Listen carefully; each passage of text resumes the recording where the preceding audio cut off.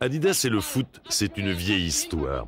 Une histoire qui débute à Berne en 1954, lors de la victoire de l'Allemagne face à la Hongrie en finale de la Coupe du Monde. Ce jour-là, temps pluvieux, mais l'entraîneur allemand, Sepp Herberger, a un cordonnier dans sa manche, Adi Dassler.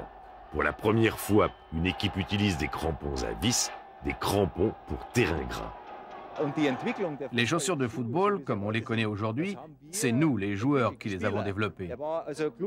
Il a été assez intelligent pour nous utiliser et nous dire « Tiens, je te donne ce modèle, essaie-le, et toi celle-là, joue avec, entraîne-toi avec, et dis-moi ce qui va et ce qui ne va pas. » C'est comme ça qu'on a mis au point la chaussure de football.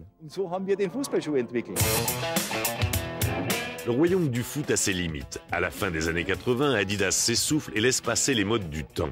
La vieille firme familiale bat de l'aile, les héritiers doivent vendre. Franz Beckenbauer, entraîneur de luxe de Marseille sous l'ère Tapi, a mal vécu la récession de sa marque préférée et Tapi, son ancien patron, n'a plus ses faveurs.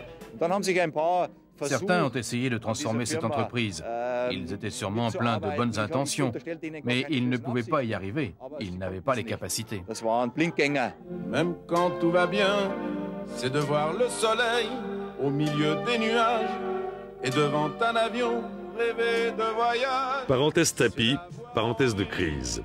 Il était patron de l'OM et d'Adidas au début des années 90. Il a échoué sur les deux tableaux. Réussir sa vie, c'est prendre la main d'un enfant, le cœur d'une femme qui te sourit, à l'aventure infiniment.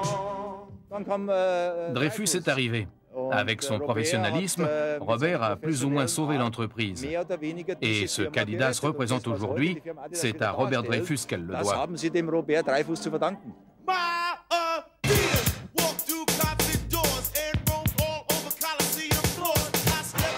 Robert Louis Dreyfus vient de la publicité. Avant Adidas, il a redressé l'agence anglaise Saatchi & Saatchi. Dès son arrivée, il a misé sur le marketing et transféré la production vers l'Asie.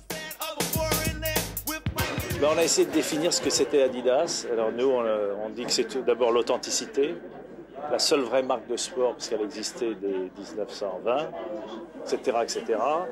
Et on essaye de faire passer ce message, soit dans des choses qui touchent le cœur, voilà.